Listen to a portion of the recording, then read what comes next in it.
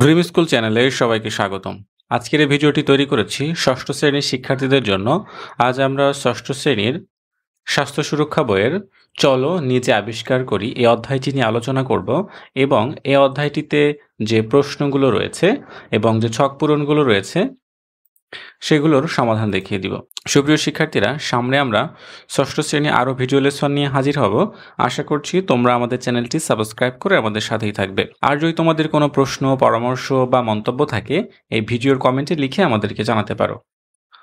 তবে চলো এখন আমরা ৭৩ পৃষ্ঠার এক নজরে আমি এই ছকটির সমাধান দেখিয়ে দিব।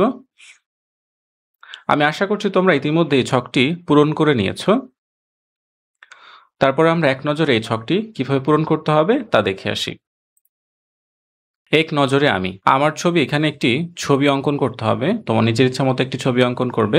এরপরে আমার নাম, তোমার নাম এখানে দিয়ে এই বোর্ডটি পূরণ করবে। প্রিয় খাবার আমি দিয়েছি ইলিশ মাছ, তোমার প্রিয় খাবারের নাম তুমি এখানে ব্যবহার করবে। প্রিয় খেলা ফুটবল, এখানে আমি দিয়েছি ফুটবল, তুমি তোমার প্রিয় খেলার নামটি এখানে দিবে। জন্ম তারিখ, তুমি তোমার নিজের জন্ম তারিখটি এখানে ব্যবহার করবে। আমার শখ ভ্রমণ, এখানে ভ্রমণ করা হচ্ছে আমার শখ। এছাড়াও তোমার শখটি তুমি এখানে দিবে। তোমার শখ হতে পারে একজন খেলোয়াড় হওয়া, হতে পারে তোমার শখ হচ্ছে ছবি অঙ্কন করা, বাগান করা। এরপরে হচ্ছে তোমার শখ হতে পারে বই পড়া। এরপরে হচ্ছে প্রিয় মানুষ হতে পারে মা। এছাড়াও তোমার প্রিয় মানুষ হতে পারে তোমার বাবা হতে পারে। প্রিয় ফুল হচ্ছে গোলাপ, এখানে তুমি তোমার নিজের ফুল দিতে পারো, প্রিয় ফুল দিতে পারো জবা, রজনীগন্ধা। এছাড়াও যে ফুলের নামগুলো রয়েছে কদম, কেয়া, এই ফুলগুলোর নাম তুমি দিতে পারো এখানে। এরপর হচ্ছে আমার ভালো লাগে যখন কেউ আমাকে আদর করে, আমার ভালো লাগে না যখন কেউ আমাকে বকাবকি করে। এই তথ্য দিয়ে এই ছকটি পূরণ করতে পারো। এরপরে দেখে আসি আমাদের কোন কাজটি রয়েছে। এরপর রয়েছে ঘুরে আসি ফুলের বাগানে। আমরা এখন এই ছকটির সমাধান নিয়ে আলোচনা করব এবং এই ছকটির সমাধান দেখিয়ে দিব। এই ছকটির সমাধানের পূর্বে আমাদেরকে যে নির্দেশনা দিয়েছে সেই নির্দেশনাটি পড়ে আসি। ঘুরে আসি ফুলের বাগানে। আচ্ছা বলো তো, হরেক রকম ফুল দিয়ে সাজানো বাগান দেখতে আমাদের কেমন লাগে? লাল, নীল, হলুদ, আরও কত রঙের ফুল। আবার এক এক ফুলের সুবাস এক এক রকম। কোনো ফুল আকারে ছোট কিন্তু সুবাস অনেক তীব্র, আবার কোনো ফুল রং অনেক গাঢ় কিন্তু হালকা সুবাস। কত ধরনের ফুল, কত প্রকারের সুবাস।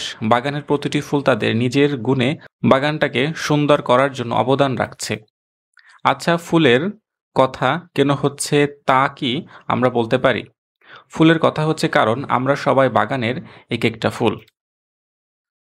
কত গুণে গুণান্বিত আমরা, আমাদের প্রত্যেকের রয়েছে নিজস্ব গুণ।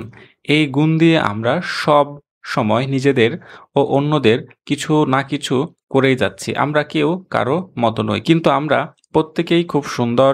প্রত্যেকেরই রয়েছে নিজস্ব পছন্দ, ইচ্ছা ও চাহিদা। এই প্রতিটি বিষয় খুবই গুরুত্বপূর্ণ। যেহেতু আমি এই বাগানের একটি ফুল, তাহলে চলো বাগানের অন্যান্য ফুল অর্থাৎ আমাদের সহপাঠীদের বিভিন্ন বৈশিষ্ট্য ও গুণের সঙ্গে পরিচিত হই এবং নিচের ফুলের ছবিতে নাম লিখি। তাদের ধন্যবাদ জানাই যার যার বৈচিত্র্যের জন্য। আমাদের এই ছকটি যেভাবে পূরণ করতে হবে তা হচ্ছে আমাদের এই ফুলের নামটি লিখতে হবে এবং আমার এক বন্ধুর নাম এখানে লিখতে হবে এবং বন্ধুর একটি বৈশিষ্ট্য এখানে লিখে পূরণ করতে হবে। এভাবে প্রত্যেকটি ফুল আমরা প্রত্যেকটি ফুলের নাম লিখব এবং বন্ধুর নাম লিখব এবং সেই বন্ধুর নামের যে বৈশিষ্ট্য রয়েছে সেই বৈশিষ্ট্যটা আমরা পাশে লিখে পূরণ করব। শিক্ষার্থী বন্ধুরা, চলো তোমাদের বোঝার সুবিধার্থে আমি একটি নমুনা উত্তর তৈরি করেছি। নমুনা উত্তরটি দেখে আসা যাক। এই ফুলটির নাম দিয়েছি হচ্ছে সূর্যমুখী ফুল। নিচে এক বন্ধুর নাম দিয়েছি রহিম। রহিমের বৈশিষ্ট্য হচ্ছে সবার সাথে সহজেই মিশতে পারে। এরপরে হচ্ছে এই ফুলটার নাম দিয়েছে হচ্ছে গোলাপ। আমাদের পাশে বন্ধুর নাম দিয়েছি হাসান। সেই হাসানের বৈশিষ্ট্য হচ্ছে নিয়মিত বিদ্যালয়ে আসে। এরপরে যে ফুলের নাম দিয়েছি তা হচ্ছে বেলি এবং এক বন্ধুর নাম এখানে দিয়েছি সেটি হচ্ছে মিজান। মিজানের বৈশিষ্ট্য হচ্ছে সে ধৈর্যশীল। এরপরে যে ফুলটি রয়েছে সেই ফুলটি হচ্ছে পদ্ম। আমরা নাম দিয়েছি বেলাল। বেলালের বৈশিষ্ট্য হচ্ছে পড়া বুঝতে চাইলে বুঝিয়ে দেয়। আমাদের প্রত্যেকটি ফুলের এক একটি বৈশিষ্ট্য রয়েছে।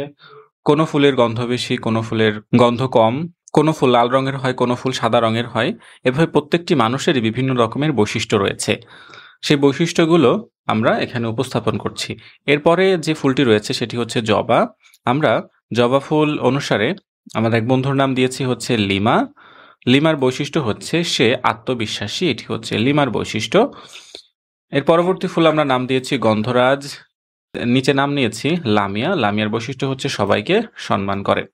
এরপরে আছে শাপলা, আমাদের বন্ধুর নাম হচ্ছে কামাল। কামালের বৈশিষ্ট্য হচ্ছে সুন্দর ছবি আঁকতে পারে। সুপ্রিয় শিক্ষার্থীরা, এই ছিল আমাদের আজকের আলোচ্য বিষয় সমাধান। আজ আমরা ৭৪ পৃষ্ঠা নিয়ে আলোচনা করলাম এবং এই ছকটির সমাধান দেখিয়ে দিলাম। আগামী পর্বে আমরা ৭৬ পৃষ্ঠার এই ছকটি নিয়ে আলোচনা করব এবং এই ছকটির সমাধান দেখিয়ে দিব। আগামী পর্ব দেখার আমন্ত্রণ জানিয়ে আজকের আলোচনা এখানে শেষ করছি।